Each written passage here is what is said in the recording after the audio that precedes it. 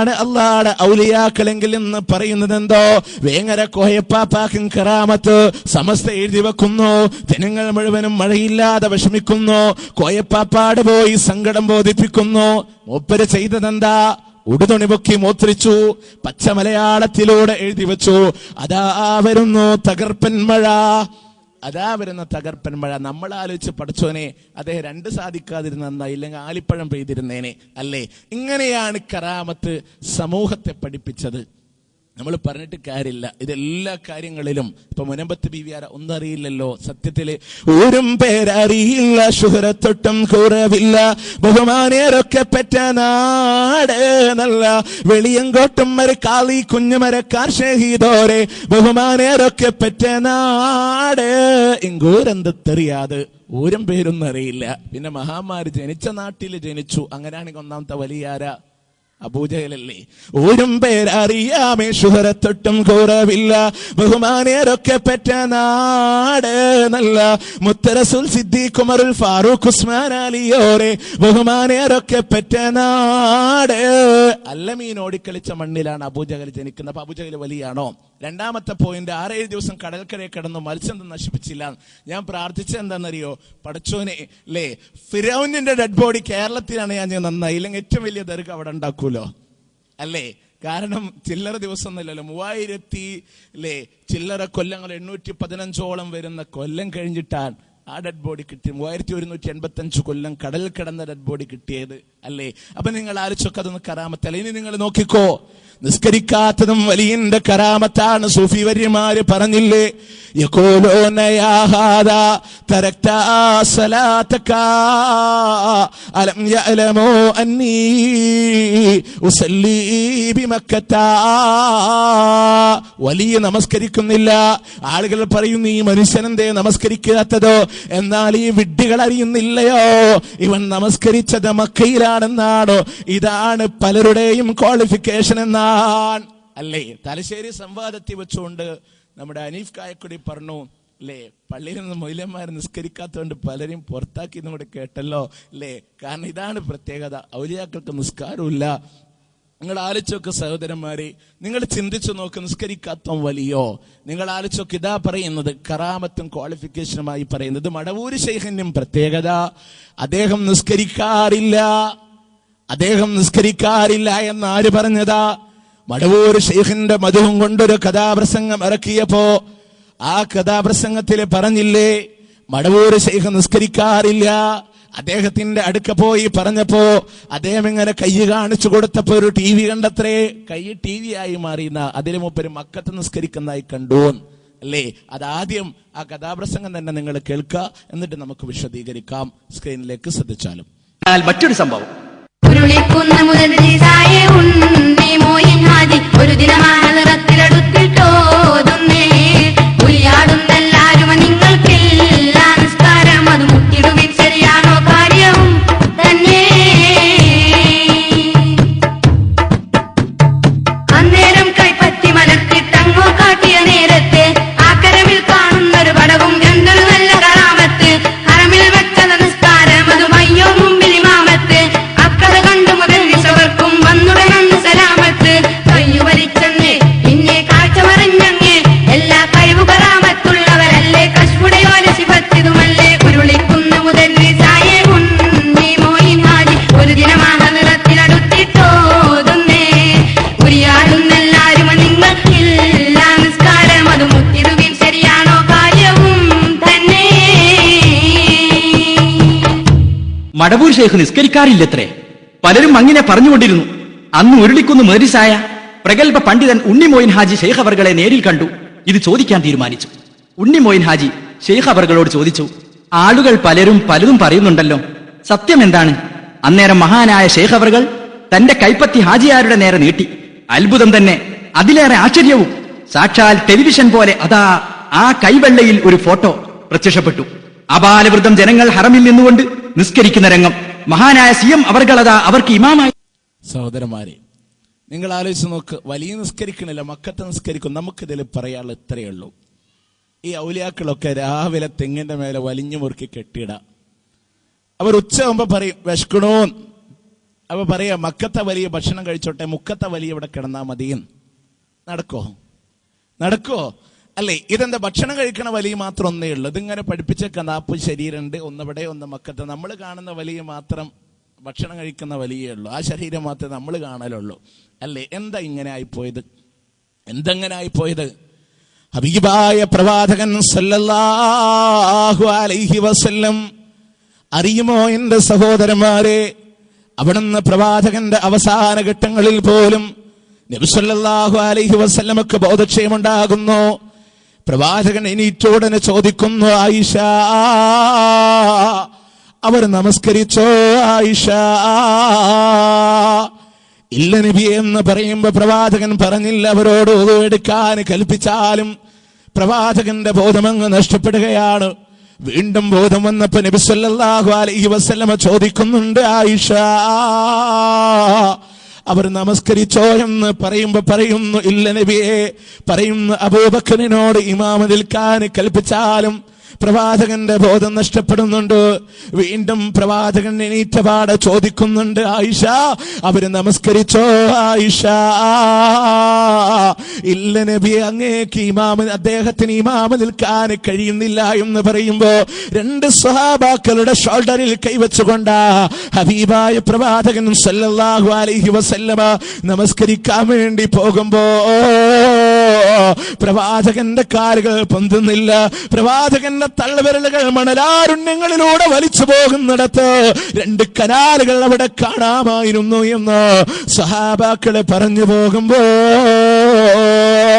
എന്റെ സഹോദരന്മാരെ, ആ പ്രവാചകൻ പറഞ്ഞിട്ടില്ല എന്റെ മക്കത്തെ ശരീരം നമസ്കരിക്കുമെന്നോ എന്റെ മദീനത്തെ ശരീരം നമസ്കരിക്കുമെന്നോ. ലോകത്തിന്റെ ചക്രവർത്തി പോലും പറഞ്ഞിട്ടില്ല. ഇനി നിങ്ങൾക്കറിയണോ ആ റസൂലിന്റെ പേരിലുള്ള തട്ടിപ്പുകൾ, ആ റസൂലിന്റെ പേരിലുള്ള കച്ചവടങ്ങൾ, അല്ലാഹുവിന്റെ റസൂലിന്റെ പേരിൽ സ്വലാത്ത് ചൊല്ലുകയാണെന്ന് പറഞ്ഞിട്ടോ അതിന്റെ പേരിലും കച്ചവടങ്ങൾ ഉണ്ടാക്കിയപ്പോ ഹബീബായ പ്രവാചകൻ സല്ലല്ലാഹു അലൈഹി വസല്ലമ റമദാനിന്റെ അവസാനത്തെ 10 പള്ളിയിൽ ഇത്തികാഫിരിക്കണേ എന്ന് പ്രവാചകൻ പഠിപ്പിച്ചപ്പോ ഇതായുന്ന പുതിയ ആചാരങ്ങൾ പള്ളി വിട്ടു പാടും തെരഞ്ഞെടുത്തു. എന്തിനാ? കൊട്ട വെച്ചുകൊണ്ട് പിരിക്കാനാ. ഇരിക്കുന്ന സ്ഥലം ഏക്കർ കണക്കിന് വഖഫ് ചെയ്യിച്ചിട്ടോ, നിങ്ങൾക്കറിയണോ സെന്റ് കണക്കിന് വഖഫ് ചെയ്യിച്ചിട്ടോ, വഖഫിന്റെ മേലെ 3ാമത്തെ വഖഫ്. ഒരാൾ ഇരിക്കുന്ന സ്ഥലം 300 രൂപക്ക് വഖഫ് ചെയ്യിച്ചപ്പോ അത് പണത്തിന് വേണ്ടിയിട്ടല്ലേ? ഇവർക്കറിയാത്തത് കൊണ്ടല്ല. കാരണം എന്താണെന്നറിയോ? റബീഉൽ അവ്വൽ മാസം ഇങ്ങ് കടന്നു വന്നാൽ കുട്ടികളെ കൊണ്ട് ദഫ് മുട്ടിക്കുമ്പോ പോലും പാടിപ്പിക്കുന്ന എന്താ? മുത്ത് റസൂൽ എന്ന് പാതിരാവിലും മുസല്ല വിട്ടിട്ടിറങ്ങാറില്ല. ഹബീബായ പ്രവാചകൻ സല്ലല്ലാഹു അലൈഹി വസല്ലമ റമദാനിന്റെ അവസാനത്തെ 10 മുസല്ല വിട്ടു പോകാറില്ല. അത് പ്രവാചകന്റെ ചരി. ഇങ്ങനെ സ്വലാത്ത് നഗറിലേക്ക് കൊണ്ടുവന്ന് കച്ചവടം ചെയ്യുമ്പോ മുജാഹിദുകളായ ആളുകൾ പറയുന്നുണ്ട്, വേണ്ട, ഹബീബായ റസൂലിന്റെ പേരിൽ കച്ചവടങ്ങൾ അരുതിയെന്ന് പറയുമ്പോ ഇവരിതാ സമൂഹത്തെ വഞ്ചിക്കുന്നു കണ്ടോ? നബിയോട് സ്വലാത്ത് ചൊല്ലുന്നതിനെ എതിർക്കുന്നത് കണ്ടോ? അസ്സലാത്തു വസ്സലാമു അലൈക യാ റസൂലല്ലാഹ്. ഇങ്ങനെ കള്ളക്കണ്ണീരുകൾ നൽകിക്കൊണ്ടോ ഈ സമൂഹത്തെ വഞ്ചിക്കാൻ തയ്യാറായ പുരോഹിത വർഗം സാധാരണക്കാരന്റെ ഈമാനിനെ പോക്കറ്റുകൊണ്ടോ ചൂഷണം ചെയ്തുകൊണ്ടിരിക്കുമ്പോ നാരിയ സലാത്ത്, കമാലിയ സലാത്ത്, താജ് സലാത്ത് തുടങ്ങിയ അനവധി ബിദ്അത്തുകളായ സലാത്ത് കൊണ്ടുവരുമ്പോ എന്താ സലഫികൾക്ക് പറയാനുള്ളത് എന്നോ? ഹബീബായ പ്രവാചകൻ സല്ലല്ലാഹു അലൈഹി വസല്ലമ പഠിപ്പിച്ച സ്വലാത്ത് നിങ്ങൾ ചൊല്ലിക്കോ. ആ സ്വലാത്ത് ധാരാളമായി ചൊല്ലിക്കോ, അതിലാണ് പുണ്യമുള്ളത് എന്ന് പറയുമ്പോ ബിദ്അത്തായ സ്വലാത്ത് നിങ്ങൾ ചൊല്ലേണ്ട കാരണം എന്ത്? നബി സല്ലല്ലാഹു അലൈഹി വസല്ലമ പഠിപ്പിച്ച സ്വലാത്തിൽ തൗഹീദുണ്ട്, ബിദ്അത്തായ സ്വലാത്തിൽ ശിർക്കുണ്ട്. നബി സല്ലല്ലാഹു അലൈഹി വസല്ലമ പഠിപ്പിച്ച സ്വലാത്ത് അല്ലാഹുവിനോട് റസൂലിന് വേണ്ടി തേടലാ. എന്നാൽ പുതിയ സ്വലാത്തുകൾ നമുക്ക് വേണ്ടി നബിയോട് തേടലാണ്. പരിശോധിച്ചോ നിങ്ങൾ? സ്വലാത്തുൽ ഇബ്രാഹിമിയ ഹബീബായ പ്രവാചകന്റെ നാവിലൂടെ പഠിപ്പിച്ചതല്ലയോ? അല്ലാഹുവേ, മുഹമ്മദ് നബിക്കും കുടുംബത്തിനും ഗുണം ചെയ്യണേ നാഥാ. ഇബ്രാഹിം നബിക്കും കുടുംബത്തിനും ഗുണം ചെയ്ത പോലെ മുഹമ്മദ് നബിക്കും കുടുംബത്തിനും ബർക്കത്ത് ചെയ്യണേ അല്ലാ. ഇബ്രാഹിം നബിക്കും കുടുംബത്തിനും ബർക്കത്ത് ചെയ്ത പോലെ. എന്നാൽ പുതുതായി വരുന്ന സ്വലാത്ത് നമ്മൾ കാണുമ്പോ ഖുദ് ബിയദീ കല്ലത്ത് ഹീലതീ വഅദ്രിക്നി യാ റസൂലല്ലാഹ്. ഖുദ് ബിയദീ, എന്റെ കൈക്കൊന്ന് പിടിക്കണേ. കല്ലത്ത് ഹീലതീ, എന്റെ സൂത്രമൊക്കെ ഇടുങ്ങി പോയിരിക്കുന്നു. വഅദ്രിക്നി യാ റസൂലല്ലാഹ്, അല്ലാഹുവിന്റെ റസൂലേ, എന്നെ ഒന്ന് സ്വീകരിച്ചാലും നബിയേ. ഇത് അല്ലാഹുവിന്റെ പ്രവാചകനോട് തേടിക്കൊണ്ടിരിക്കുമ്പോ, ഇത് അല്ലാഹുവിന്റെ റസൂലിനോട് ദുആ ചെയ്തുകൊണ്ടിരിക്കുമ്പോ അത് ബിദ്അത്താണ് എന്നാൽ ഹബീബായ റസൂലിന്റെ മാതൃകയിലേക്ക് വന്നോ പഠിക്കാനൊരു എളുപ്പവഴി നമ്മൾ പറയുകയാണ്. സമസ്ത പുറത്തിറക്കിയ താജ് സ്വലാത്ത് എന്ന പേരിൽ ഒരു പുസ്തകമുണ്ട്. 110ഓളം വരുന്ന സ്വലാത്ത് അതിലുണ്ട്. എന്നാൽ അതോടുകൂടെ സ്വലാത്തുൽ ഇബ്രാഹിമിയും അതിലുണ്ട്. ആ 2 സ്വലാത്തും മാറ്റിവെക്ക. എന്നിട്ട് സ്വലാത്തുൽ ഇബ്രാഹിമിയുടെ അർത്ഥം നോക്കുക. അത് അല്ലാഹുവിനോട് നബിക്ക് വേണ്ടിയുള്ള പ്രാർത്ഥന. പുതിയ സ്വലാത്ത് നോക്കിക്കോ, നമുക്ക് വേണ്ടി. സമസ്തയുടെ 110 സ്വലാത്തിലും നമുക്ക് വേണ്ടി നബിയോടുള്ള പ്രാർത്ഥന. സത്യത്തിൽ തൗഹീദിൽ ഉറച്ചു നിൽക്കുന്നത് ആരാ? നിങ്ങൾ പരിശോധിച്ചു നോക്ക്. മാത്രം ഇതിലൊക്കെ പ്രത്യേകതയുണ്ടല്ലോ. മറ്റുള്ള സമുദായങ്ങൾ അവരുടെ പ്രവാചകന്മാരോട് പ്രാർത്ഥിച്ചിരുന്നു, പക്ഷെ ഇസ്ലാം അനുവദിക്കുന്നില്ല. അതിന് പ്രത്യേകതയാണ്. നബിയുടെ പേര് കേൾക്കുമ്പോൾ സ്വലാത്ത് ചൊല്ലാൻ, ആ നബിക്ക് വേണ്ടി പോലും അള്ളാഹുവിനോട് പ്രാർത്ഥിക്കുന്നു, നബിയോട് തേടാനല്ല. അതിനാ സ്വലാത്ത്. അവിടെ പോലും തൗഹീദിന് സ്ഥാനം ഇസ്ലാം നൽകിയിട്ടുണ്ട്. പക്ഷെ സമൂഹം എവിടെയാ? അത് ജൂത നസ്രാനികളുടെ പാതയിലൂടെയാണ് സഞ്ചരിക്കുന്നത്. എൻ്റെ സഹോദരന്മാരെ, സ്വലാത്ത് ചൊല്ലി കച്ചവടം ചെയ്യുക, അത് മുജാഹിദുകളെ കുറ്റം പറഞ്ഞിട്ട്. കാരണം റഷീദ് സക്കാഫി അദ്ദേഹം പറയാം, നമുക്ക് ഏതായാലും സക്കാത്ത് ഫണ്ടിന്റെ പൈസ ഇല്ല. കാരണം എന്തേ? 50 പൈസ കൊടുത്തിട്ട് വഴിപാട് തീർക്കലാണല്ലോ വരണവർക്ക്, അല്ലേ? ഈ തെണ്ടെന്ന സിസ്റ്റം ഉണ്ടാക്കിയതാണ്. അതുകൊണ്ട് തന്നെ ആ പൈസ ഉണ്ടാവില്ല. പിന്നെ അങ്ങനെയുള്ള പിരിപ്പുകളൊന്നും അവർക്കില്ല. അതുകൊണ്ട് സ്വലാത്ത് ചൊല്ലി വന്ന വണ്ടിക്ക് പൈസ ചോദിച്ചുകൊണ്ട് അദ്ദേഹം ഒരു പിരിവ് നടത്തുന്നുണ്ട്. ആ റഷീദ് സക്കാഫിയുടെ കളക്ഷൻ നിങ്ങളൊന്ന് ശ്രദ്ധിച്ചുള്ള അദ്ദേഹം പിരിക്കട്ടെ. നമുക്കൊരു കാര്യം ചെയ്യും, 10 സ്ഥലത്തില്ലെങ്കിൽ ആ കൂട്ടത്തില് സക്കാത്ത് ഫണ്ടത്തെ പൈസ നമ്മക്കില്ല. സക്കാത്ത് ഫണ്ടത്തെ മുതലാളിമാരൊക്കെ വാങ്ങിയിട്ട് ബാങ്കിലിട്ട് പലിശ വാങ്ങിയ പൈസ നമ്മക്കില്ല. ബദരീങ്ങൾ കണ്ടത്തെ പൈസ ഇതിനൊട്ട് പറ്റൂലല്ലോ. അപ്പൊ സുന്നികളാണ് നമ്മൾ ചെലവ് ഒരുപാടുണ്ട്. ഞാൻ വന്ന വണ്ടിക്ക് വാടക എന്തായാലും കൊടുക്കണം. അതുപോലെ തന്നെ വേറെ ചെലവ് എന്തെങ്കിലും കൊടുക്കണം. സക്കാത്ത് ഫണ്ടൊന്നും എനിക്ക് ആരും പൈസ തരുന്നൊന്നുമില്ല. അതുകൊണ്ട് നിങ്ങൾ കേട്ടാ കയ്യില്ല കാശ് കുറച്ചൊന്നും തരിക. നിങ്ങൾ സ്വലാത്ത് തോരൻ ചെല്ലുക. മൂപ്പരല്ലാത്ത സുന്നിയാക്കി കൊടുക്കുമാറാകട്ടെ. എന്നിട്ട് നമുക്ക് സ്ക്രീൻ മറ്റ് എല്ലാവരും എന്തായാലും കൊണ്ടുവരും. സ്വല്ലല്ലാഹു അലാ മുഹമ്മദ് സ്വല്ലല്ലാഹു അലൈഹി വസല്ലം സ്വല്ലല്ലാഹു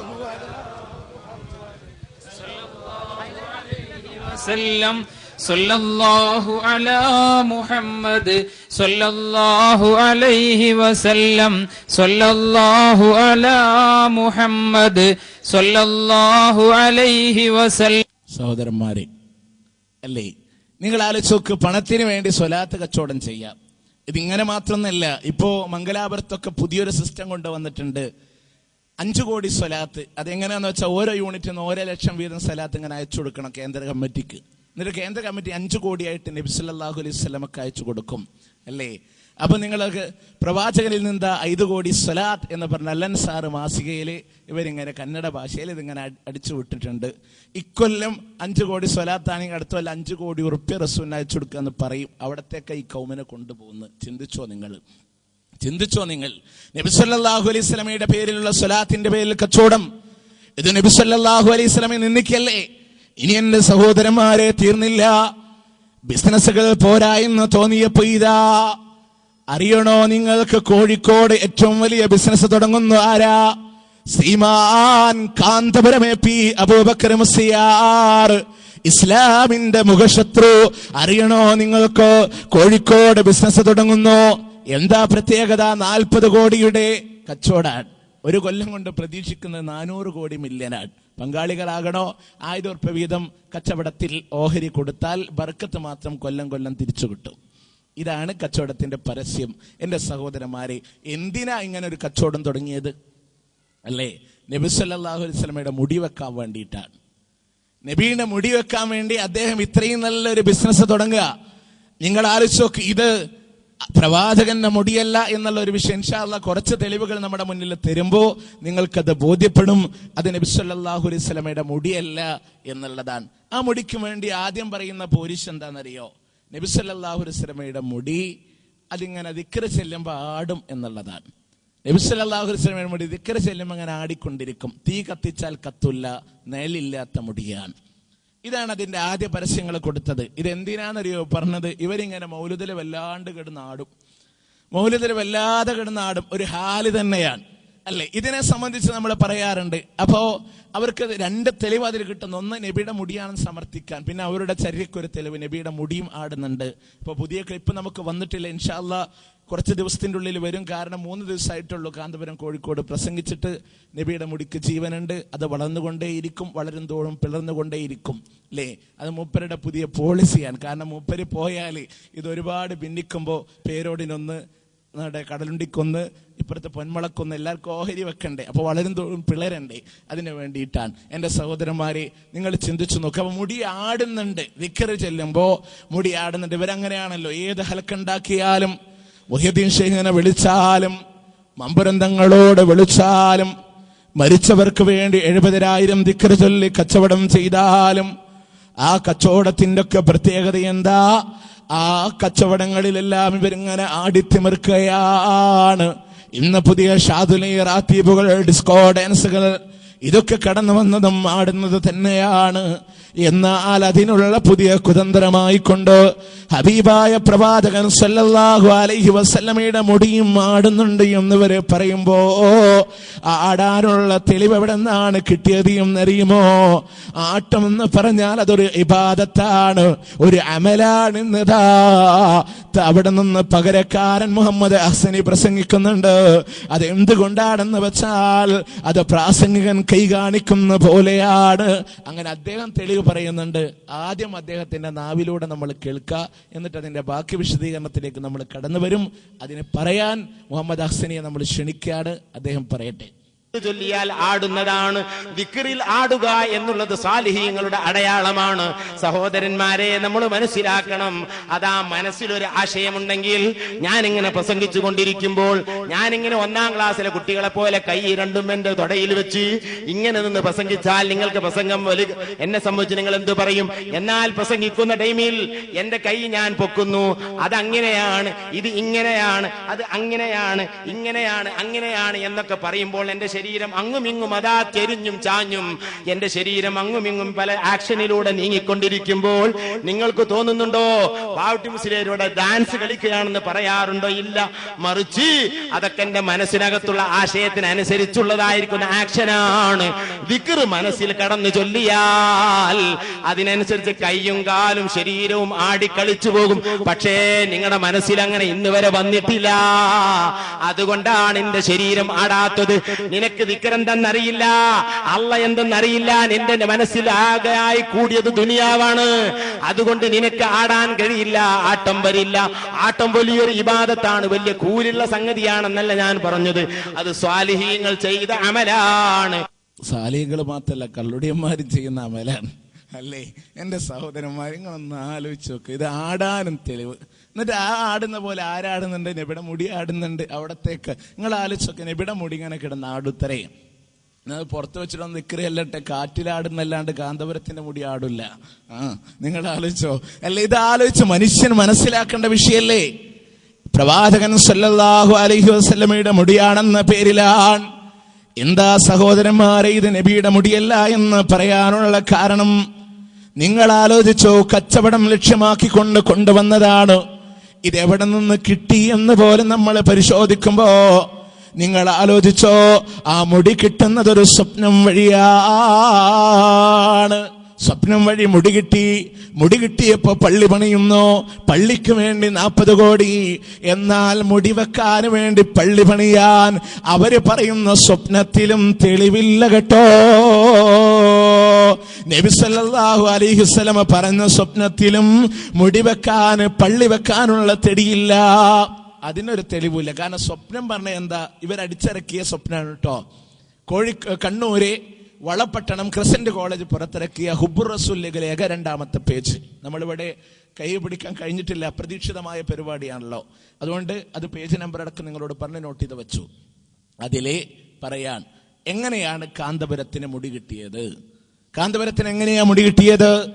ഹജ്ജത്തുൽ വിദായിൽ വെച്ചുകൊണ്ട് ഹബീബായ പ്രവാചകൻ സല്ലല്ലാഹു അലൈഹി വസല്ലമ അവിടത്തെ സ്വഹാബയെ ഏൽപ്പിച്ചതായ മുടി ഇന്നത്തെ ഹസ്റജ് ഗോത്രത്തിന്റെ നേതാവ് ഹബീബായ പ്രവാചകൻ സല്ലല്ലാഹു അലൈഹി വസല്ലമയുടെ നിർദ്ദേശപ്രകാരം അഭിവന്ദ്യനായ ഖമറുൽ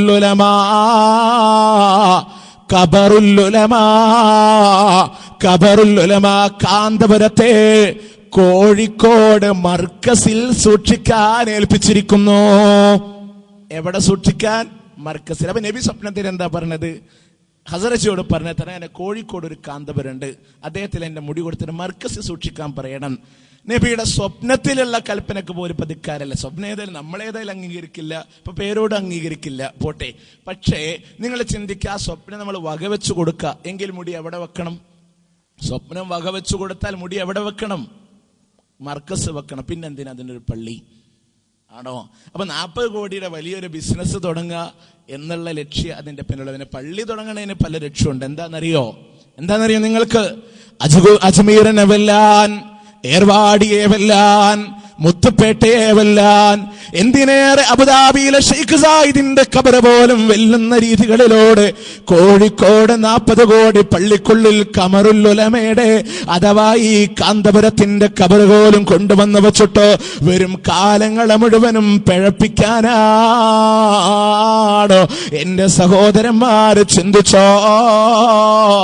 നമ്മൾ ഭയപ്പെട്ടു പോകുന്നുണ്ട്. ഒരു ശരീരമല്ല, വെട്ടിനുറുക്കി 10 പീസാക്കി കേരളത്തിന്റെ 10 മൂലകളിൽ വെച്ച് ഖബർ പൊന്തിക്കാനും ഈ സമൂഹം മടി കാണിക്കില്ല കേട്ടോ. എന്റെ സഹോദരന്മാര് ചിന്തിച്ചോ? ഇദ്ദേഹത്തിന്റെ ഖബർ അവിടെ കൊണ്ടുവന്ന് വെച്ചിട്ടോ വലിയൊരു വ്യവസായം അതിന്റെ പേരിൽ തട്ടുവാൻ വേണ്ടിയിട്ടാണ്. അല്ലേ സഹോദരന്മാരെ, നിങ്ങൾ ചിന്തിച്ചു നോക്ക്. അദ്ദേഹത്തിന്റെ പേരിൽ വലിയ ഈ ഒരു ബിസിനസ് തുടങ്ങാൻ അഥവാ ഖബറൊക്കെ വെച്ച് നല്ല വരുമാനല്ലേ? കാരണം എന്താണെന്നറിയോ? ഇപ്പൊ ജാറമൂട 30 രൂപയുടെ ബില്ലൊക്കെ പോയേക്കണ്, 50-100 ഒതുങ്ങില്ല, പറഞ്ഞു മേടിക്കലാണ് ജാറമൂട. അപ്പൊ കാന്തപുരത്തിന്റെ ഖബറൊക്കെ ആവുമ്പോ നമ്മളിത് മനസ്സിലാക്കേണ്ട എന്താണെന്നറിയോ? ഇതിൽ ഒരു സമൂഹമല്ല വഞ്ചിക്കപ്പെടുന്നത്. തീർച്ചയായും നമ്മൾ മനസ്സിലാക്കേണ്ടതാണ്. ഈ സമൂഹം എങ്ങനെയെങ്കിലും നമ്മൾ ബോധവൽക്കരിച്ച് ഒരു പള്ളി പണിത് പോയാൽ കാലക്രമേണ വരുന്ന സമൂഹം മുഴുവനും വഴിതെറ്റിപ്പോകും. അതുകൊണ്ടാണ് നമ്മുടെ ബാലുശ്ശേരി പറഞ്ഞല്ലോ, നാളെ പരലോകത്ത് വെച്ച് അബൂജഹലെങ്ങാനും കാന്തപുരത്തെ കണ്ട കൈ കൊടുത്തുകൊണ്ട് പറയാം, അവന്റെ പഹയ ഈ എന്നെ പോലും കടത്തിവിട്ടല്ലോ അല്ലേ? എന്റെ സഹോദരന്മാരെ, നിങ്ങൾ ചിന്തിച്ചു നോക്ക്. ആ നിലക്കാൻ ഇതാണ് നിങ്ങൾ പരിശോധിച്ചു നോക്കി ഈ സമൂഹത്തെ എവിടത്തേക്ക് കൊണ്ടുപോയി എത്തിക്കുന്നു എന്നുള്ള നമ്മൾ ചിന്തിക്കാനാണ്. ഇങ്ങനെയൊരു ലക്ഷ്യത്തോടുകൂടെ ഇത് പണിയുമ്പോ ഇനിയോ നിങ്ങൾക്കറിയണോ ആ മുടി ഏത് മുടിയാണെന്നാ പറയുന്നത്? നിങ്ങൾക്കറിയണോ? നബി സല്ലല്ലാഹു അലൈഹി വസല്ലമയുടെ മുടിയാണെന്ന് പറഞ്ഞു കൊണ്ടുവന്ന മുടിയുടെ നീളം എത്രയാ? 72 സെന്റിമീറ്റർ നീളം. സുബ്ഹാനല്ലാഹ്! ഹബീബായ പ്രവാചകന്റെ മുടിക്ക് 72 സെന്റിമീറ്റർ നീളം. അതൊരു ചെമ്പൻ കളറിലുള്ള അല്പം ചുരുണ്ട മുടികളാണ്. ചെമ്പൻ കളറിൽ 72 സെന്റിമീറ്റർ അല്പം ചുരുണ്ട മുടികളാ. നബിയുടെ മുടിയോ ഇത് കൊടുത്തിട്ട് മണ്ടന്മാര് സൈറ്റിൽ കൊടുത്തേക്ക താഴെ. നബിയുടെ മുടി സൂദുൻ ഷദീദ്, നല്ല കറുത്ത ഇരുണ്ട നിറാണ് അല്ലേ? ഇതിനും വരെ ഭൂലോക വിഡ്ഢികളെ ലോകത്തുണ്ടാവോ അല്ലെ? സൂദുൻ ഷദീദ്, കറുത്ത മുടിയാണ് നബിയുടെ മുടിയുടെ പ്രത്യേകത. അത് അധികം ചുരുളൻ മുടിയല്ല, കോലമുടിയല്ല, ചീകി മിനുക്കി വെച്ച കറുത്തിരണ്ട മുടിയാണ്. ഇനി വരുടെ 15 വക തന്നെ ചെറിയൊരു മൗലിദ് കിതാബുണ്ട്. അതിൽ നബീനെ വർണ്ണിക്കുന്നുണ്ട്. എന്താണെന്നറിയോ? ആദിയമൈത്തേ ആണും പെണ്ണിൽ അക്കലറിവായേ ഇസ്ലാം ആയവരളവില്ല ഇഷമറിവത് വാജിബതായേ. ഉള്ളു ചുകന്ന വെള്ള നിറം നബി നീണ്ടവരെല്ലാവരിലെ. ഇത് നിങ്ങൾക്കറിയാം, 15 വക മൗലിദ് കിതാബ് നമ്മുടെ വീടുകളിലൊക്കെ ഉണ്ടായിരിക്കും. അതൊന്ന് മറിച്ചൊക്കെ നബിയുടെ വർണ്ണന ഉണ്ടായാലും നബിയുടെ മുടിയെ പറ്റി പറയാം. നല്ല കറുകറുത്ത മുടിയാൻ അല്ലേ? എൻ്റെ സഹോദരന്മാരെ ഒന്ന് ആലോചിച്ചോക്കെ. ഇതൊക്കെ തങ്ങളുടെ മൗലിദ് കിതാബിൽ അടക്കി വെച്ചിട്ടാണ് സമൂഹത്തോട് ഈ ചെമ്പമുടി കാണിച്ചതിന്റെ പേരിൽ പിരിവെടുക്കാൻ ഈ സമൂഹം തയ്യാറായത് എന്ന് നമ്മൾ ആലോചിച്ച് നോക്കുമ്പോൾ എന്നിട്ട് പറയാ അതെനിക്ക് കിട്ടിയത് വെറുതൊന്നല്ല. നബി സല്ലല്ലാഹു അലൈഹി വസല്ലമ ഹജ്ജത്തുൽ വിദായിൽ വെച്ചുകൊണ്ട് അബൂ തൽഹയെ ഏൽപ്പിച്ച മുടി അതാണ് എന്റെ കയ്യിൽ വന്നത് എന്ന് പറഞ്ഞതാരാ? സാക്ഷാൽ കാന്തപുരം തന്നെയാ. നിങ്ങൾക്കറിയണോ? അദ്ദേഹം പറയുന്നത് നിങ്ങൾക്ക് കാണാം. അതോടുകൂടെ ആ മുടിയും നിങ്ങൾക്ക് കാണാൻ സാധിക്കും. അബൂ തൽഹ ഏൽപ്പിച്ച മുടിയാണോ ആ കെട്ടുമുടിയെന്നോ? എന്റെ സഹോദരന്മാര് ശ്രദ്ധിച്ചോ, കാന്തപുരം പറയുന്നുണ്ട്, അതോടൊപ്പം മുടിയും നമുക്ക് കാണാൻ കഴിയുന്നുണ്ട്. ഒന്ന് ശ്രദ്ധിച്ചോക്കെ സ്ക്രീനിലേക്ക്. ഇപ്പോൾ നമുക്ക് ലഭിച്ചിട്ടുള്ളത് അഷ്റഫുൽ ഖൽഖ് സല്ലല്ലാഹു അലൈഹി വസല്ലമ തങ്ങൾ ഹജ്ജത്തുൽ വദാഇൽ വച്ച് അവിടുത്തെ ശറഫാക്കപ്പെട്ട തലമുടി കളയിക്കുകയും അതിന്റെ കഷ്ണം ഓഹരി ചെയ്തു കൊടുക്കാൻ അബൂ തൽഹത്തുൽ അൻസാരി റളിയല്ലാഹു അൻഹുവിനെ ഏൽപ്പിക്കുകയും ചെയ്തതനുസരിച്ച് അവിടെ നിന്ന് ഏൽപ്പിച്ചു കൊടുത്തു. ആ മുടി കണ്ടില്ലേ? കണ്ടാതൊന്നും മൂപ്പരുടെ തലയിൽ വെച്ചുകൊടുത്ത മുടിയാന്ന് അല്ലേ? ഇനി അത് കണ്ടാ മതി, വലിയ ഘോഷം ഉണ്ടാക്കും. കാന്തപുരത്തിന്റെ തലയിൽ ഇത്രയും വലിയ മുടി വെച്ചില്ലേ, എന്ത് റസൂലിന്റെ തലയിലാന്ന് പറയാൻ ഒരു ലജ്ജില്ലാത്ത കൗമായി പറയാ. അതാണ് നമ്മൾ മനസ്സിലാക്കേണ്ടത്. അപ്പൊ ആരോടാ സ്നേഹം എന്നുള്ളതൊക്കെ നിങ്ങൾ മനസ്സിലാക്കി വെച്ചോ അല്ലേ? ഞാൻ നേരത്തെ പറഞ്ഞ ലഘുലേഖ ഇവിടെ കിട്ടിയിട്ടുണ്ട്, അതുകൂടെ സാന്ദർഭികമായി അറിയിക്കാൻ. അപ്പൊ നിങ്ങൾ ആലോചിച്ച് നോക്ക്, നബി സല്ലല്ലാഹു അലൈഹി വസല്ലമയുടെ മുടിയാണ്. ഇതിങ്ങനെ കാണിക്കും അല്ലെ? ഇത് കാണിച്ചുകൊണ്ടാണ് ഇതിന്റെ പേരിൽ പിരിവെങ്കിൽ നമ്മൾ പറയുന്ന നബി സല്ലല്ലാഹു അലൈഹി വസല്ലമയുടെ മുടിയല്ല എന്ന് പറയുമ്പോൾ ഇവർ പറയും, കണ്ടോ ഇവർ നബി സല്ലല്ലാഹു അലൈഹി വസല്ലമയുടെ മുടി ധിക്കരിക്കുന്നത് കണ്ടോ, പ്രവാചകന്റെ മുടിയെ കൊച്ചാക്കി കാണിച്ചില്ലയോ? അതിന്റെ പേരിൽ ഒരു നാടകീയമായ കണ്ണുനീര്. എന്നാൽ മുജാഹിദുകൾ പ്രവാചകന്റെ മുടിയെ ധിക്കരിക്കുന്നില്ല. ഞങ്ങൾ പറയുന്ന നബി സല്ലല്ലാഹു അലൈഹി വസല്ലമയുടെ മുടിക്കോ ബർക്കത്തുണ്ടേ. പ്രവാചകൻ സല്ലല്ലാഹു അലൈഹി വസല്ലമയുടെ മുടിക്ക് ബർക്കത്തുണ്ട്. എന്നാൽ സാറേനെ കാണിച്ച് സൂറാനെ കെട്ടിക്കാൻ മുജാഹിദുകളില്ല കേട്ടോ. സാറേനെ കാണിച്ച് സൂറാനെ കെട്ടിക്കാൻ ഞങ്ങളില്ല. ഹബീബായ പ്രവാചകന്റെ മുടിയുടെ പേര് പറഞ്ഞിട്ടോ ഈ കണ്ട മുടികളിലെ ഏതോ ഒരു ലബനാനി പെണ്ണിന്റെ മുടിയും കൊണ്ടുവന്ന് വെച്ചിട്ടോ അതിനെ വിൽപ്പനക്ക് വെക്കുമ്പോ എന്റെ സഹോദരന്മാര് മുജാഹിദുകൾ എതിർക്കുക തന്നെ ചെയ്യുമെന്നാണ് അല്ലേ? ഈ മുടിയൊക്കെ കൊണ്ടുവന്നിട്ട് ഇതുവരെ പറഞ്ഞിരുന്ന എന്താപ്പോ, കഴിഞ്ഞ കൊല്ലൊക്കെ ആലപ്പുഴ ജില്ലയിലൊക്കെ കണ്ട് അത്തറിന്റെ കുപ്പിയിൽ 100 രൂപക്ക് ഒരു കുപ്പി വെള്ളം അല്ലേ? നമ്മള് അത് അത്ഭുതത്തോടെ നോക്കി. കൊല്ലം പറയാ മർക്കസിന്റെ സമ്മേളനത്തിന്റെ ഒറിജിനൽ മുടി കിട്ടിയിട്ടുണ്ട്. അപ്പൊ കണ്ട കൊല്ലം മുക്കിക്കൊടുത്ത മുടിയോ? ഇക്കൊല്ലം മുക്കിക്കൊടുത്ത മുടി. ഇതിലെ പടച്ച തമ്പുരാന്റെ വലിയൊരു അനുഗ്രഹം നമുക്കുണ്ട്. അത് പ്രത്യേകം നമ്മൾ മനസ്സിലാക്കണം. അള്ളാഹുവിനെ സ്തുതിക്കണം. കാരണം കാന്തപുരത്തിന്റെ മണ്ടത്തരം അള്ളാഹുവിന്റെ മാർഗത്തിലേക്കുള്ളൊരു വെളിച്ചമാണ്. എന്താണെന്നറിയോ നിങ്ങൾക്ക്? അദ്ദേഹത്തിന്റെ കയ്യിൽ വേറൊരു മുടി ഉണ്ടായിരുന്നു. കഴിഞ്ഞ കൊല്ലം വേറൊരു മുടി ഉണ്ടായിരുന്നു. ആ മുടി കൊണ്ട് അദ്ദേഹം പള്ളി പണിയാച്ചെങ്കിലോ നമുക്ക് ഇത്ര രീതിയിലൂടെ എതിർക്കാൻ കഴിയുമായിരുന്നില്ല. പക്ഷെ അദ്ദേഹത്തിനെ മണ്ടത്തരം പറ്റി വേറൊരു മുടി കൊണ്ട് വന്നിട്ട് ഇല്ലേ, നിങ്ങൾ ആലോചിച്ച് നോക്കി. ഇപ്പൊ എന്താ സംഭവം എന്ന് വെച്ചാൽ ഉള്ള മുടിയൊക്കെ മൂപ്പരുടെ കയ്യിലാ. നേരെ ഇപ്പൊ കഴിഞ്ഞ ദിവസം വലിയ നിങ്ങൾക്ക് ആർക്കെങ്കിലും അതിൽ സംശയം ഉണ്ടെങ്കിൽ പോയിട്ട് നിങ്ങളും ഗൾഫിൽ പോയിട്ടൊരു മുടി കൊണ്ടുവരാ.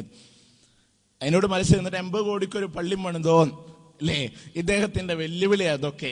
ഞാൻ പള്ളി പണിയും, 1000കണക്കിന് പള്ളി പണിതിട്ടുണ്ട്, ഇനി ഞാൻ പണിയും എന്ന് അദ്ദേഹം പറയുന്നെങ്കിൽ നിങ്ങൾ ആലോചിച്ച് നോക്കതിന്റെ ഒരു മത്സരം. അതിന് നബിയുടെ മുടിയെല്ലാം 100% ഉറപ്പല്ലേ? നമ്മൾ പറയുന്നത് ആ മുടിക്ക് നേലില്ല എന്ന് പറഞ്ഞ മണ്ടന്മാർ സൈറ്റിൽ നോക്കിയാൽ കാണാം. ആ മുടിയെടുത്ത് കാണിക്കുന്നുണ്ട് എവിടെ? അബുദാബിയിലെ ഖസാനയിൽ വെച്ചുകൊണ്ട്. അപ്പോ കന്തൂറുടെ മേലെ നേലുണ്ട് അല്ലേ? അതവിടെ കാണുന്നുണ്ട്. എന്നിട്ടാ പറയുന്ന ആ മുടിക്ക് നേലില്ല എന്ന് വാദിക്കുന്നത് ആ ഒരു രീതികളിലൂടെയാണ്. നമ്മൾ വെല്ലുവിളിക്കുക. ഇതുവരെ ഉണ്ടായിരുന്ന മുടി വെച്ചുകൊണ്ട് ഒരു DNA ടെസ്റ്റിന് നിങ്ങൾ തയ്യാറുണ്ടോ? ഒരു DNA ടെസ്റ്റിന് നിങ്ങൾ തയ്യാറുണ്ടോ? കാന്തപുരത്തിന്റെ പഴക്കമല്ലാതെ അതിനപ്പുറം ഒരു പഴക്കം ഉണ്ടാവില്ല. പിന്നെ ഇപ്പൊ കിട്ടിയ മുടിക്കോ അത് ലബനാനി പെണ്ണിന്റെ മുടിയല്ലേ? അത് പിന്നെ അത്രയും നീളം ഉണ്ടായിരിക്കും. നിങ്ങൾ ആലോചിച്ച് നോക്ക്, നിങ്ങൾ ചിന്തിച്ചു നോക്ക് സഹോദരന്മാരെ. നമ്മൾ അങ്ങനെ വെല്ലുവിളിച്ചില്ലേ? അവരോട് കത്തിക്കാൻ തയ്യാറുണ്ടോന്ന് വെല്ലുവിളിച്ചില്ലേ? ഒന്ന് പുറത്ത് കാണിക്ക് സൂര്യന്റെ താഴെ, എന്നാലെങ്കിലും അതിന്റെ നേല് കാണുമല്ലോ. അങ്ങനെയും നമ്മൾ വെല്ലുവിളിച്ചില്ലേ? മൂപ്പരത് കെട്ടിപ്പൊഞ്ഞ് അബദ്ധവശ ചില്ലിന്റെ ഉള്ളിൽ കൂടെ ഒരു നിഴൽ വന്നാലോ, അപ്പൊ അതിന്റെ മേലെ 2-3 പട്ടോണ്ടൊക്കെ പൊഞ്ഞ് സൂക്ഷിച്ചു വെച്ചിരിക്കാൻ, എന്നാലെങ്കിൽ അത് പൊതി പുറത്ത് കാണരുത് എന്ന ചിന്തയാണ് അദ്ദേഹത്തിന്റെ മനസ്സിലൂടെ കടന്നു വന്നത്. ഇനി നിങ്ങൾ ആലോചിച്ച് നോക്ക്, നബി സല്ലല്ലാഹു അലൈഹി വസല്ലമയുടെ മുടി 3 സാഹചര്യങ്ങളിലായി ചെവിക്കുറ്റി വരെ, ഷോൾഡറിൽ മുട്ടിക്കിടന്നിരുന്നു, ഷോൾഡർ വരെ ഉണ്ടായിരുന്നു എന്ന രീതികളിൽ നമുക്ക് ഹദീസുകളിലൂടെ നബി സല്ലല്ലാഹു അലൈഹി വസല്ലമയുടെ മുടിയെ സംബന്ധിച്ച് നമുക്ക് കാണാൻ സാധിക്കുന്നുണ്ട്. എന്നാൽ ഈ മുടിയോ അവിടെ നിന്നൊക്കെ വിട്ടുപോയില്ലേ? നബി സല്ലല്ലാഹു അലൈഹി വസല്ലമ പഠിപ്പിച്ച അവിടത്തെ ചര്യകൾക്ക് പോലും വൈവിധ്യമായി ഇത് വന്നില്ലേ? അപ്പോൾ പറയുന്നത് എന്തുകൊണ്ടാണെന്നറിയുമോ? ഹബീബായ പ്രവാചകൻ സല്ലല്ലാഹു അലൈഹി വസല്ലമയുടെ മുടിക്ക് ജീവനുള്ളത് കൊണ്ടാണ്.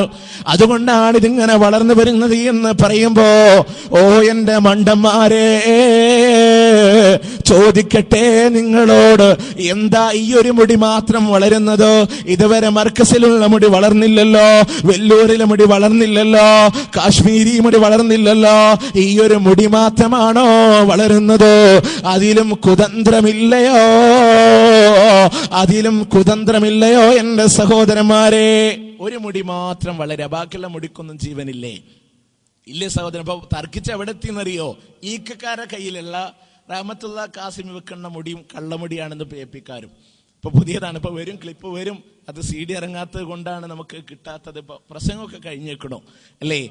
ഈക്കക്കാരെ സംബന്ധിച്ച് എതിർക്കണേൽ എതിർപ്പുണ്ട്. കാരണം എന്താണെന്നറിയോ? പരിധിയുണ്ട്. നമ്മുടെ റഹ്മത്തുള്ള കാസിമി ഇങ്ങനെ വലിയ പ്രസംഗിച്ചു, കാന്തപുരത്തിന്റെ കയ്യിലുള്ളത് നബിയുടെ മുടിയല്ല, അത് കാന്തപുരത്തിന്റെ മുടിയാണ്. അത് മുക്കി വെള്ളം കുടിക്കുന്നവർക്ക് മുഴുവനും അരിവാൾ രോഗമാണ്. അവരുടെ വയറുവേദന ഖിയാമത്ത് നാൾ വരെ മാറില്ല. ഇത് പറഞ്ഞോണ്ട് പൊട്ടിച്ചിരിച്ചുകൊണ്ട് ശ്രദ്ധിച്ചോ, കള്ളിപ്പൂച്ച കണ്ണടച്ച് പാല് കുടിക്കുന്ന പോലെ, കള്ളിപ്പൂച്ച കണ്ണടച്ച് പാല് കുടിക്കുന്ന പോലെ മൂപ്പര് പറഞ്ഞില്ലേ, എന്റെ കയ്യിൽ 2 കുപ്പി വെള്ളമുണ്ട്, ഒരു കുപ്പിക്ക് 25,000 തന്നോ, ഞാനത് നൽകാമെന്ന് പറഞ്ഞു പോകുമ്പോ അല്ലേ മൂപ്പരും കച്ചവടത്തില. നിങ്ങൾ ആലോചിച്ചൊക്കെ പിന്നെ എങ്ങനെ ഇതിനെതിർക്കുക?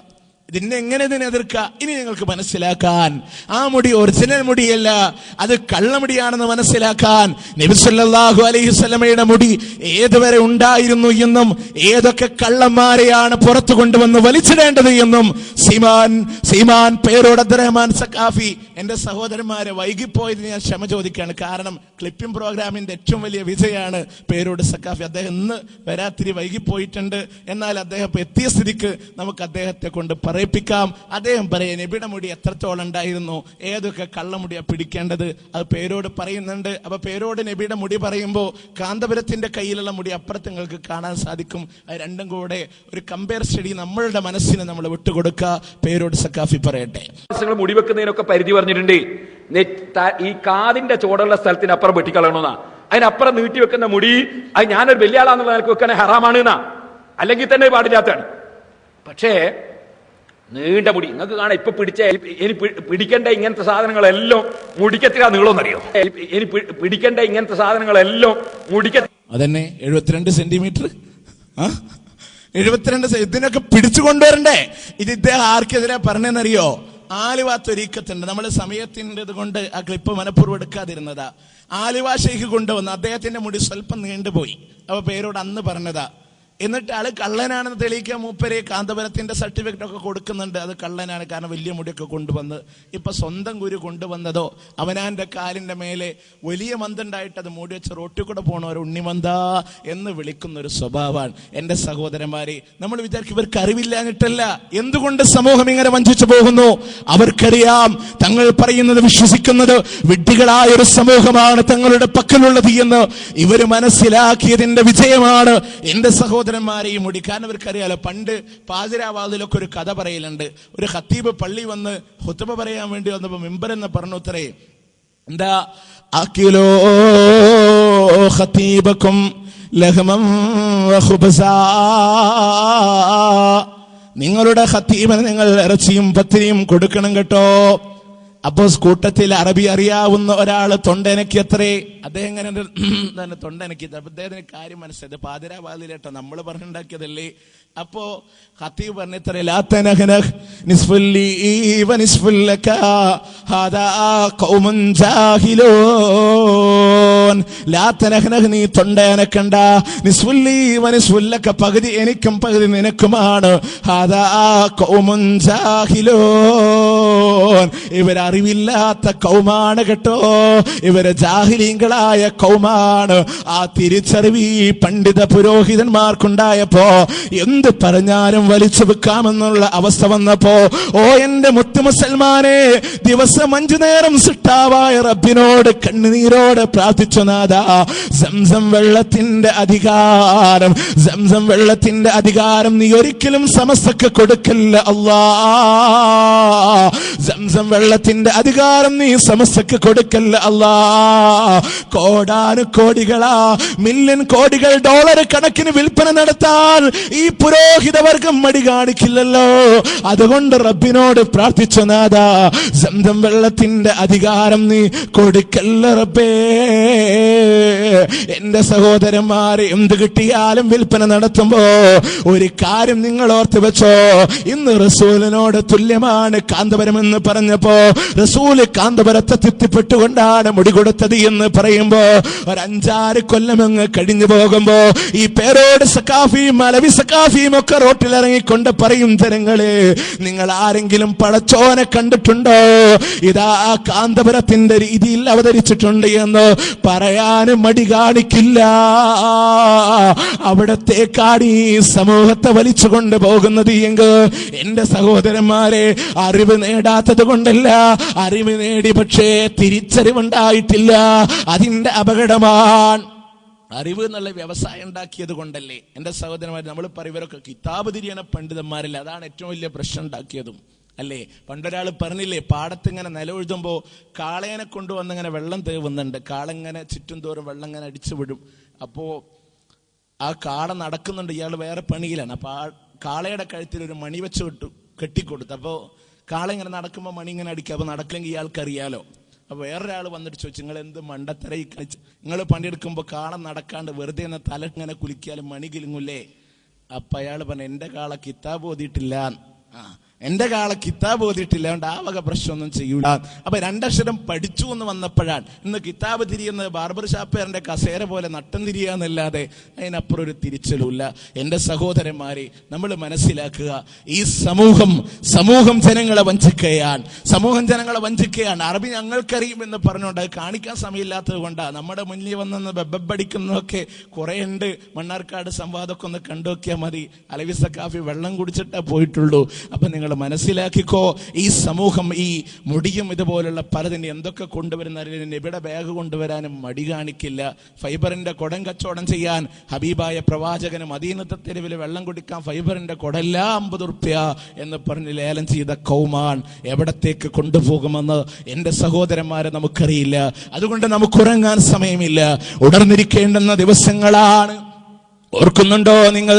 ഹബീബായ പ്രവാചകന്റെ പേരിലൂടെ കച്ചവടം ചെയ്യുമ്പോ ഇതാണ് ഏറ്റവും വലിയ പ്രവാചകൻ എന്തായെന്ന് അറിയുമോ നിങ്ങൾക്ക്?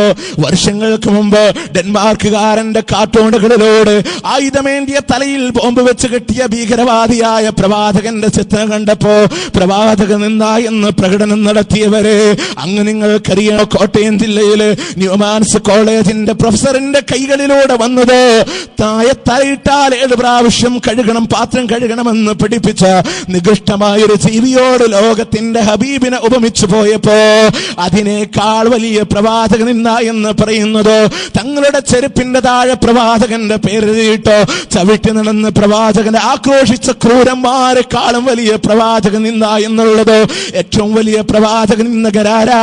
അങ്ങ് കോഴിക്കോടിന്റെ കാന്തപുരത്തെ പൂനോരുള്ള നിങ്ങൾക്കറിയണോ? കാന്തപുരമേ പി അബൂബക്കർ മുസ്ലിയാരാണ്. അദ്ദേഹമാണ് ഇസ്ലാമിന്റെ ശത്രു, അദ്ദേഹമാണ് പ്രവാചകന്റെ നിന്ദകൻ, അദ്ദേഹമാണ് പ്രവാചകനെ നിന്ദിക്കുന്നത്. എന്റെ സഹോദര, ഡെൻമാർക്കുകാരനെതിരെ മുദ്രാവാക്യം വിളിച്ചവര്, ന്യൂമാൻസ് കോളേജിന്റെ ജോസഫിനെതിരെ മുദ്രാവാക്യം വിളിച്ചവര്, അവരുടെ കൈ വെട്ടിയവരെ നിങ്ങൾ ഓർക്കുന്നുണ്ടോ? അതിനേക്കാൾ വലിയ പ്രവാചകൻ ലോകത്തിന്റെ മുത്തു നേതാവ് ഹബീബായ പ്രവാചകൻ സല്ലല്ലാഹു അലൈഹി വസല്ലമ പട്ടിണിയുടെ ത്യാഗങ്ങളിലൂടെ പഠിപ്പിച്ച ഇസ്ലാമിന് വ്യവസായവൽക്കരിച്ചു പോയപ്പോ എന്റെ സഹോദരന്മാരെ ഓർക്കുന്നുണ്ടോ നിങ്ങൾ? ആ പ്രവാചകന്റെ ത്യാഗം എത്രമാത്രം വലിയതാണെന്നോ. ജനിച്ച നാട് വിട്ടെറിഞ്ഞു പോകേണ്ടി വരുമ്പോ, മർദ്ദനങ്ങൾ സഹിക്കേണ്ടി വരുമ്പോ അറിയില്ലേ നിങ്ങൾക്ക്? പട്ടിണി സഹിച്ചു പോയില്ലയോ? അഹ്സാബ് യുദ്ധത്തിന്റെ, ഖന്തഖ് യുദ്ധത്തിന്റെ രണാങ്കണത്തിൽ വെച്ചുകൊണ്ടോ ഒരു സഹാബി ഓടി വന്നുകൊണ്ട് പറഞ്ഞില്ല, നബിയേ എന്റെ വയറ് കണ്ടോ റസൂലേ, വിശപ്പ് കൊണ്ടൊരു കല്ല് വെച്ച് കെട്ടിക്കൊണ്ടാ ഞാൻ അധ്വാനിക്കുന്നത് എന്ന് പറയുമ്പോ ലോകത്തിന്റെ നേതാവിനെ കാണണോ? വിശപ്പ് കൊണ്ട് 2 കല്ലാ പ്രവാചകനിലൂടെ വെച്ച് കെട്ടിയത് എങ്കോ അങ്ങനെ പട്ടിണി കിടന്നുകൊണ്ട് ജോലി ചെയ്ത പ്രവാചകൻ اللهم لولا أنت ما اهتدينا ولا تصدقنا ولا صلينا أنزلا سكينة علينا والمشركون كذبوا علينا. അല്ലാഹുവേ, നീ ഇല്ലായെങ്കിൽ ഞങ്ങൾ നമസ്കരിക്കില്ലല്ലോ, ദാനധർമ്മങ്ങൾ ചെയ്യില്ലല്ലോ നാഥാ. ശത്രുക്കൾ ഇതാ കടന്നു വന്നിരിക്കുന്നു റബ്ബേ, ശാന്തത ഇറക്കിത്തരണേ, സമാധാനം ഇറക്കിത്തരണേ എന്ന് പറഞ്ഞുകൊണ്ട് അല്ലാഹുവിന്റെ മാർഗത്തിലൂടെ യുദ്ധം ചെയ്യുമ്പോ പട്ടിണി കിടന്നില്ലേ ലോകത്തിന്റെ നേതാവ്? നമ്മുടെ ഉമ്മയാകുന്ന ആയിഷ ബീവി പറഞ്ഞില്ലയോ, പ്രവാചകനോടുകൂടെ ജീവിക്കുമ്പോ 3 മാസക്കാലം ഇരുട്ടത്ത് തപ്പി നടക്കുന്ന അവസ്ഥയുണ്ടായിരുന്നു എന്ന് പറയുമ്പോ സഹാബാക്കൾ ചോദിച്ചുപോയില്ല, ഒരു വിളക്കെങ്കിലും നിങ്ങൾക്ക് കത്തിച്ചു വെക്കാമായിരുന്നില്ല എന്ന് പറഞ്ഞപ്പോ ആ വിളക്ക് കത്തിക്കാനുള്ള എണ്ണയുണ്ടായിരുന്നെങ്കിൽ അതെങ്കിലും കുടിച്ചുകൊണ്ട് ഞങ്ങളുടെ വിശപ്പ് ഞങ്ങളെ മാറ്റുമായിരുന്നല്ലോ എന്ന് പറഞ്ഞ് പ്രവാചകന്റെ ജീവിതത്തോട് ശൈബ് അബൂ താലിബ് താഴ്വരയിൽ വെച്ചുകൊണ്ട് മൃഗങ്ങളെ പോലെ പ്രവാചകനെയും അനുയായികളെയും ഉപരോധിച്ചു പോകുമ്പോ വിശപ്പ് സഹിക്കാൻ കഴിയാതെ വന്നപ്പോ അവിടെ സഹാബാക്കൾ പറഞ്ഞില്ലയോ, ഒട്ടകത്തിന്റെ കടിഞ്ഞാണ് കൊണ്ടുവന്ന് അത് വെള്ളത്തിലിട്ട് കുതിർത്തിട്ടെങ്കിലും ഒന്ന് ഭക്ഷണം കഴിച്ചാലോ എന്ന് പോലും ഞങ്ങൾ ആഗ്രഹിച്ചു പോയി എന്ന് അവിടുത്തെ സ്വഹാബാക്കൾ പറയുമ്പോ, ഇങ്ങനെ പട്ടിണിയുടെ ചരിത്രങ്ങളുള്ള ഇസ്ലാമിന് ലാഭേച്ഛകളുടെ വ്യവസായത്തിന്റെ കച്ചവടത്തിന്റെ മാർഗമാക്കി മാറ്റുമ്പോ എന്റെ സഹോദരന്മാരെ, അന്ന് പ്രവാചകനെ സ്നേഹിച്ച സ്വഹാബാക്കളുണ്ടല്ലോ, പ്രവാചകന് നേരെ വരുന്ന അക്രമങ്ങളെയാണ് തടുത്തത് എങ്കിൽ ഇന്ന് നമുക്ക് തടുക്കാൻ പ്രവാചകനില്ല. പക്ഷേ ആ പ്രവാചകന്റെ മതത്തിനെതിരെ വരുന്ന ഒളിയമ്പുകള്, ആ പ്രവാചകന്റെ ദീനിനെതിരെ വരുന്ന ആക്രോശങ്ങള്, ആ പ്രവാചകന്റെ ദീനിനെതിരെ വരുന്ന ആരോപണങ്ങള് നെഞ്ചു നിവർത്തിത്തരുത്തോ തുരത്തിയോടിക്കണ്ടയോ എന്റെ സലഫികള്? അറിയുമോ നിങ്ങൾക്ക്? പ്രവാചകന്റെ അടുത്ത് വന്നു നിന്ന് അവിടുത്തെ സ്വഹാബാക്കള് ഉഹദ് യുദ്ധത്തിൽ കൊണ്ട് സ്വന്തം ശരീരത്തിൽ 70ഓളം വെട്ടും കുത്തും ഏൽക്കേണ്ടി വന്ന മഹാനായ അബൂ തൽഹ പറഞ്ഞില്ല, നബിയെ അങ്ങയുടെ ശരീരത്തിനമ്പ് തറക്കടോ, ഈ അബൂ തൽഹയുടെ നെഞ്ച് പിളർന്നിട്ടല്ലാതെ ആ അമ്പങ്ങയുടെ ശരീരത്തിൽ തറക്കില്ല എന്ന് പറയുമ്പോ, ഞങ്ങൾക്ക് ഏറ്റവും സ്നേഹം പ്രവാചകനാണെന്ന് പറയുമ്പോ, ഏത് കൊടുത്തും ആ പ്രവാചകനെ സംരക്ഷിക്കാമെന്ന് പറയുമ്പോ, ലോകത്തുള്ള സർവ്വതും ഞങ്ങൾക്ക് വേണ്ട, ഞങ്ങൾക്ക് ഞങ്ങളുടെ ഹബീബ് മതി എന്ന് പറഞ്ഞുകൊണ്ട് ആ പ്രവാചകനെ സംരക്ഷിക്കാൻ തയ്യാറായ സ്വഹാബാക്കൾ അവരിന്നില്ല. അവരുടെ മുന്നിൽ നിന്ന് പ്രവാചകനില്ല. എന്നാൽ ആ പ്രവാചകന്റെ ചര്യയുണ്ടോ? ജീവിക്കാത്ത മരിക്കാത്ത സുന്നത്തുകളുണ്ട്. ആ പ്രവാചകന്റെ ആദർശമുണ്ട് ഇസ്ലാം. കലിമത്ത് തൗഹീദിന്റെ പ്രൗഢോജ്വല പ്രകാശനമേ ഇസ്ലാം. ഇരുതലമൂർച്ചയുള്ള ആയുധമുണ്ട് ആ ഇസ്ലാമിനെ സംരക്ഷിക്കാൻ. അത് ഖുർആനാണ്, സുന്നത്താണ്. ഇരുതലമൂർച്ചയുള്ള ആയുധമാ. ഏത് സത്യനിഷേധിയുടെ, ഏത് ധിക്കാരിയുടെ, ഏത് വ്യവസായിയുടെ കോട്ടുകൊത്തലങ്ങളെ പിളർത്തുകൊണ്ട് മുന്നോട്ട് കൊണ്ടുപോകാൻ സലഫുകളുടെ കയ്യിലുള്ള ആയുധമുണ്ടെങ്കിൽ അത് ഖുർആനും സുന്നത്തുമാ. അത് ഖുർആനും സുന്നത്തുമാൻ. അതുകൊണ്ട് നിങ്ങളുടെ മുന്നിൽ നിങ്ങൾ നീളം മുടി കൊണ്ടുവന്നാൽ ആ ആയുധം കൊണ്ട് വെട്ടിക്കളയുമെന്നല്ലാതെ ചവിട്ടുകൊട്ടയിലേക്ക് വലിച്ചെറിയുമെന്നല്ലാതെ നടക്കില്ല സഖാഫികളെ. ഞങ്ങളുടെ ശരീരത്തിൽ ആ പ്രവാചകന്റെ മതമുള്ളിടത്തോളം കാലം, ഞങ്ങളുടെ മനസ്സുകളില്ല ഈമാനുള്ളിടത്തോളം കാലം ജീവൻ നൽകിയാലും ഞങ്ങൾ അതിനെ സംരക്ഷിക്കുമെന്നുള്ളതാണ്. അതല്ലാതെ വില പോകില്ല കേട്ടോ. പറയാൻ ഞങ്ങൾ ശ്രമിക്കുമെന്ന ഇസ്ലാമിന്റെ പരമാവധി ഞങ്ങൾ പറയും. ഞങ്ങളുടെ നാവിനെ അടക്കി നിർത്തിയിട്ട് നിങ്ങൾക്ക് പള്ളി പണിയാൻ കഴിയില്ല, ഞങ്ങൾ ശബ്ദിക്കുമെന്ന് ഞങ്ങളുടെ അണികളുടെ മുഴുവൻ ശിരസ്സരത്ത് താഴിട്ടാലും ആ നാവവിടെ കിടന്ന് പറയും അല്ലാഹുവിന്റെ മതത്തിന് വേണ്ടി. അതാണ് സലഫുകൾ ഊർജം കൊണ്ട് ആദർശമെന്നുള്ളതാണ്. എന്റെ സഹോദരാ, അല്ലാഹുവിന്റെ മതത്തിന് വേണ്ടി പൊരുതിക്കോ, അവിടത്തെ ഹബീബിനെ സ്നേഹിച്ചോ. കാരണം നമ്മൾ ലക്ഷ്യം വെക്കുന്നത് 40 കോടിയുടെ ഭവനമല്ല, അതുകൊണ്ട് കിട്ടുന്ന ലാഭേച്ഛയുടെ ഭവനമല്ല, മറിച്ചോ അല്ലാഹുവിന്റെ ദാറുസ്സലാം, അല്ലാഹുവിന്റെ ദാറുസ്സലാം, സമാധാനത്തിന്റെ ഭവനമുണ്ടോ. പോകണ്ടേ നമുക്ക് സ്വർഗത്തിലേക്ക് പോകണ്ടേ? ഇവിടെ 40 കോടിയുടെ പള്ളി പണിതിട്ട് അമ്പരചുംബികളായ കൊട്ടാര സൗധങ്ങൾ നിങ്ങളെ വിരാജിക്കുന്നുണ്ടോ? നാളെ കിടക്കാൻ സൗധമില്ല, 6 അടി മണ്ണാണ് ഉള്ളത് എങ്കിൽ അതിനപ്പുറം ചെന്ന് ഭവിക്കേണ്ടുന്ന നരകം നിങ്ങൾക്ക് കാത്തിരിക്കുന്നുണ്ടോ? അന്നാരും രക്ഷിക്കാനില്ല, അന്നാരും ഓശാന പാടാനില്ല, അന്നാരും റെക്കമെൻഡ് ചെയ്യാനില്ല. അനുഭവിക്കുമേ. അതുകൊണ്ട് എന്റെ സഹോദരന്മാരെ, ആ മരണത്തെ ഓർത്ത്, കബറിനെ ഓർത്ത്, ബർസഖിനെ ഓർത്ത്, ജന്നത്തിന്റെ നാരിന്റെ ജഹന്നമിന്റെ വിഷയമാണിത് കേട്ടോ. ഗൗരവത്തോടെ ചിന്തയുടെ, ഗവേഷണത്തിന്റെ, മനനത്തിന്റെ, പര്യവേഷണത്തിന്റെ, വിചിന്തനത്തിന്റെ, പര്യാലോചനയുടെ വിഷയമായി കണ്ടോ. അവിടുത്തെ ഹബീബിന്റെ പടഹദ്ധ്വനി മുടക്കിയ പടപ്പാട്ടാ. ഇതിനെ മാറ്റിത്തിരുത്താൻ കഴിയില്ല. അതിനു വേണ്ടി അധ്വാനിച്ചോ, അവിടുത്തെ സ്വർഗത്തിന് വേണ്ടി അധ്വാനിച്ചോ, അവിടുത്തെ സ്വർഗത്തിന് വേണ്ടി കഷ്ടപ്പെട്ടോ. രക്ഷപ്പെടേണ്ട നമുക്ക് ആ സ്വർഗത്തിൽ, ഉന്നതമായ സ്വർഗപ്പൂന്തോപ്പിലെ ഉയർത്തപ്പെട്ട കെട്ടിലെ വിരിക്കപ്പെടുന്ന ആഡംബരമേറിയ പരവതാരികളുള്ള, പരത്തപ്പെടുന്ന തലയിണകളും ഹാജരാക്കപ്പെടുന്ന കോപ്പകളുമുള്ള, കണ്ണിനാനന്ദം നൽകുന്ന ഹൂർലൈങ്ങളാൽ അനുഗ്രഹീതമായി പോയ, മുത്തുകൾ വിതരപ്പെട്ട പോലെ തരുണീമണികളായ മക്കൾ ഓടിക്കളിക്കുന്ന, ചാഞ്ഞുകിടക്കാനുള്ള സോഫകളും എത്തിപ്പിടിക്കാനുള്ള പഴവർഗ്ഗങ്ങളുമുള്ള ആ സ്വർഗീയ ആരാമത്തിലൊന്ന് വിഹരിക്കണ്ടേ, അവിടെയൊന്ന് ആനന്ദിക്കണ്ടേ. അതിന് പ്രവാചകന്റെ പാതയിലൂടെ മുന്നോട്ട് പോകാൻ, അവിടുത്തെ ദീനിന്റെ പ്രബോധകരായി കഠിനാധ്വാനം ചെയ്യാൻ നമ്മൾ തയ്യാറാവുക. സർവശക്തൻ അനുഗ്രഹിക്കുമാറാകട്ടെ. അവന്റെ ജന്നാത്തുൽ ഫിർദൗസിൽ നാം ഏവരെയും ഒരുമിച്ച് ചേർക്കുമാറാകട്ടെ.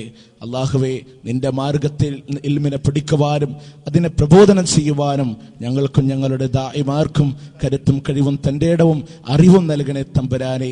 ഞങ്ങളുടെ നേതാക്കന്മാർക്ക് ഇതിനെ മുന്നണിയിൽ നിന്ന് നയിക്കാനും സത്യത്തിനെതിരെ വരുന്ന അദർഭങ്ങളെ ചെറുത്തു നിൽക്കുവാനും അവർക്കും കഴിവും ആയുസ്സും ദീർഘായുസ്സും ആഫിയത്തും തമ്പുരാനെ നീ പ്രദാനം ചെയ്യണ തമ്പുരാനെ.